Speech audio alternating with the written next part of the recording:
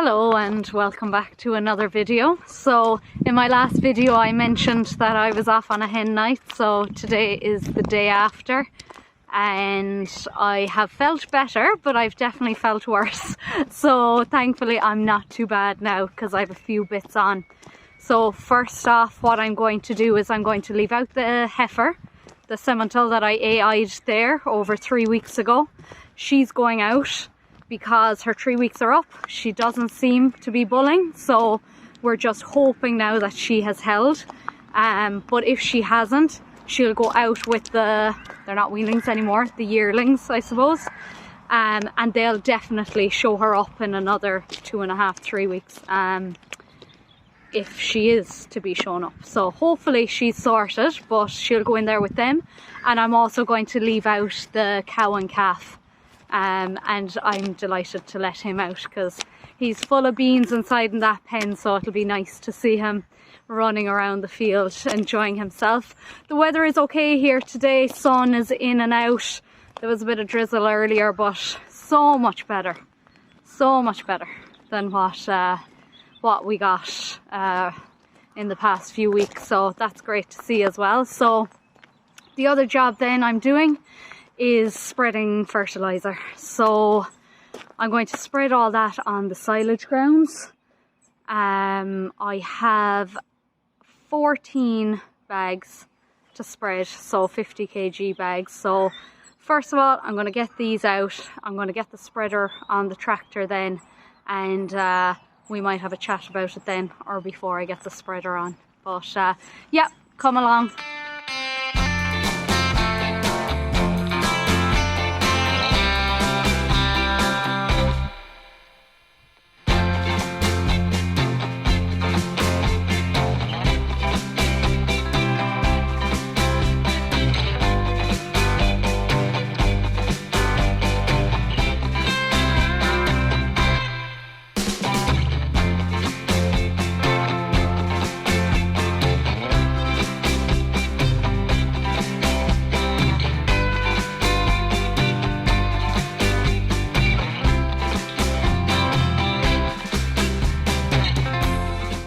Now I'm just up here about to drag out the spreader. So I have my wagtail just like the last video. I haven't quite gotten around to putting it on a pallet with caster wheels yet, but it will get done at some stage, so I'll pull that out now. I need to top up the tractor with a bit of diesel, not that it really needs it, but I might as well top it up anyway, and we'll get going. So the cows went down fine anyway. The 3 of them, it's gas. I don't know how many calves now I've brought down there, because we always take them from the shed and put them down to this particular field, and I've haltered some of them and walked them down, and then others I've physically had to push them down the road or pull them down the road, because generally what happens is the mom gets overexcited being outside for the first time after the winter, forgets about the calf and goes running. Now, it was the other way around with this, because that old girl, she's bad on her feet, her hooves are bad, we need to get them done, but she was slow on her feet. The heifer, for some reason, didn't really know where she was going, but I was thinking afterwards, I don't think she's been in that field since she was a calf. Because we would have separated them and brought them up here, up past where I'm doing the silage now. So maybe she just didn't know where she was going. But the calf was baiting down the road as if he had done it 3 or 4 times before. But what ended up happening anyway was the heifer almost adopted the little calf and he ran with her. Now, she wasn't overly happy at times, but she stopped in the middle of the road at one stage and was licking him and everything. So nice to see she has a motherly instinct anyway as well. But oh, he's just a super calf. I think my favourite yet. I don't like having favourites, but I think he is my favourite yet. He was just so good. Trotted down the road. Every now and then I had to just, you know, take him out of a ditch or something, but nothing major, just point him in the right direction and off he went. So yeah, he's great, he really is. So I'll pop down there when I'm done with this again, just to to check up on them to make sure that there's no messing going on or whatever. So yeah, so anyway, on to the next part. Today, what I'm spreading. So I'm spreading urea today, protected urea. So we got the results of our soil samples only a couple of weeks ago, even though the soil samples were done early last year. The results never arrived, and my dad only thought of it there a few weeks ago and said, geez, I better get on to them and get the results. So up here where I'm spreading, it got all the slurry that time, so now we're putting the urea on it. The P's and K's are good up there, so we felt urea would be fine. The weather at the moment, it's cool and it's damp, so it's ideal for the protected urea. We went for the protected just to make sure as much as we can get goes into the soil. So with the urea, you've got 46 units of nitrogen. So that's why we've gone with that. We were contemplating going with CAN, but when we worked it out, the urea was cheaper by the acre based on there being 46 units in the urea and only 27 units in the CAN. So that's pretty much why we've gone for it. And look, the conditions are right for it. You wouldn't spread urea in fine, hot, sunny weather, because what ends up happening is just the nitrogen gets released into the atmosphere and you lose it all basically, and it's just not as effective. So we have the ideal weather for it, so we might as well use it and make a bit of a saving at the same time. Now on top of that, some people are probably like, why are you doing this the day after you were at a hen party the night before? But we're on a strict schedule this year, so we want to cut the grass by the 20th of May because that is supposedly the optimum time for cutting silage. Now I said 20th of May. 20th of May is the optimum. We're going to try and cut by the end of May. We'll be too late for the 20th.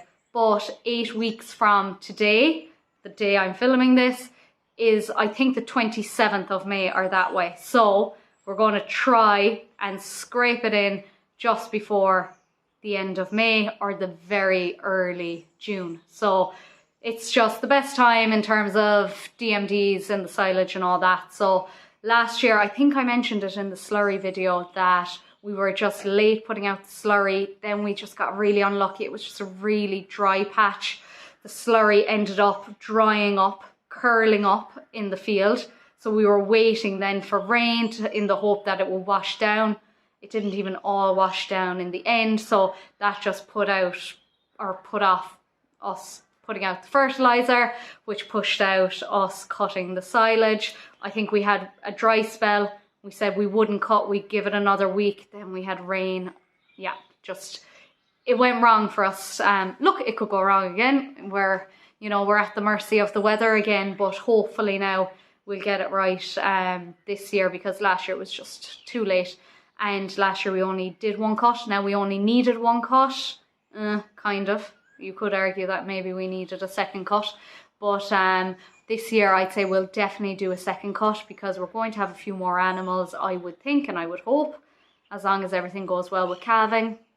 And it was quite uncomfortable this year. Just come January, I was counting the bales and watching the bales, and yeah, it was just uncomfortable. We were nervous, and we put out the weanlings earlier than we would have generally. February was good to us.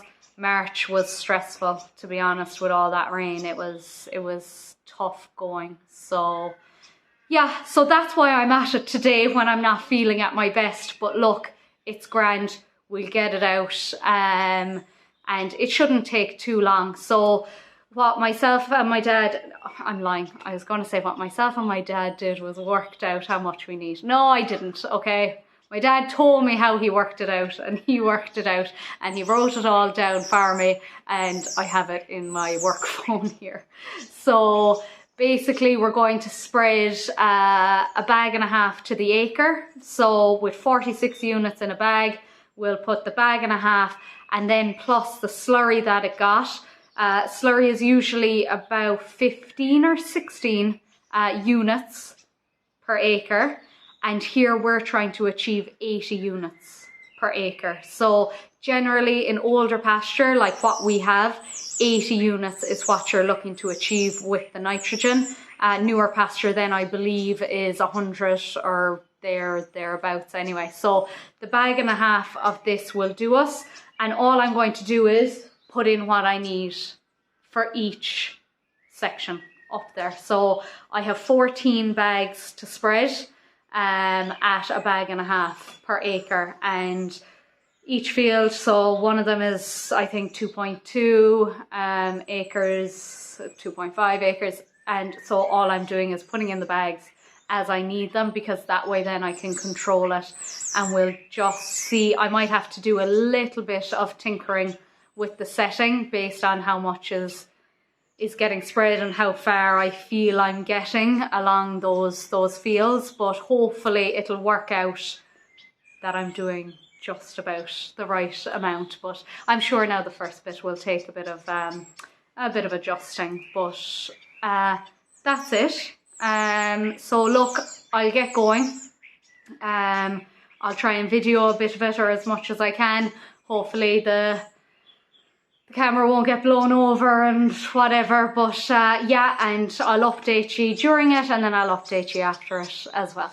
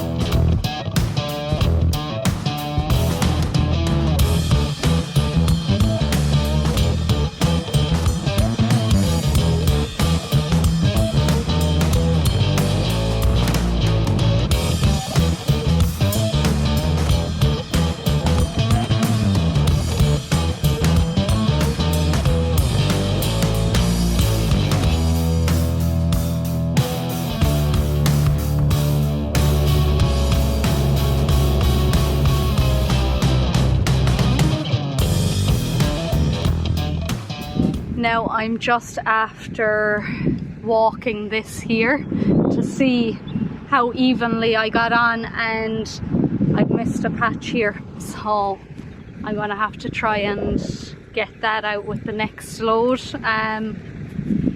This field is just, this is one of the bigger sections now. It's over 2.5 acres, but it's awkward, you know, because none of them are the perfect square or rectangle or whatever, so I'm having to almost drive slightly to an angle above me because it's narrower up there than down here, and it just kind of throws me off sometimes. So I'll have to come back to that little patch there and just put something on it anyway. But I'm flying through it. One thing with the urea, I think it spreads quicker than other ones I've used. I don't know, is it that the granules are smaller or what? I'm not entirely sure, but just in the first field there it was coming out way too strong, so I had to turn it right back down. And to be honest, I think I've only gotten it right in this field, apart from the patch that I missed, but I think I got the level or whatever right for this field. But yeah, interesting, because usually those markers are fairly bang on, but it doesn't seem to be the case for the urea. Now, that could be in my head, I'm not sure. I'm actually going to show you the view because it's a lovely day here, and we've got the lakes and the mountains behind me. But yeah, all going grand so far anyway.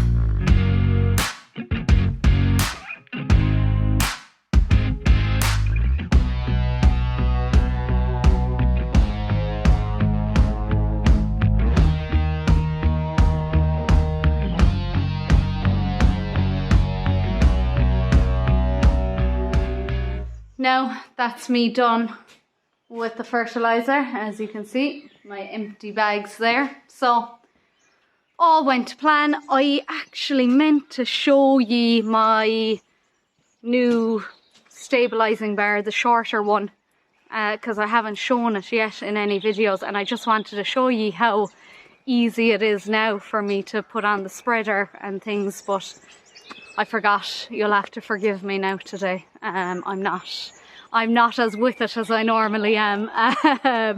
But yeah, it just makes life so much easier. Everything was grand, everything was handy. Even the PTO and the drive shaft went on no bother, so that's a good sign. So I've that done.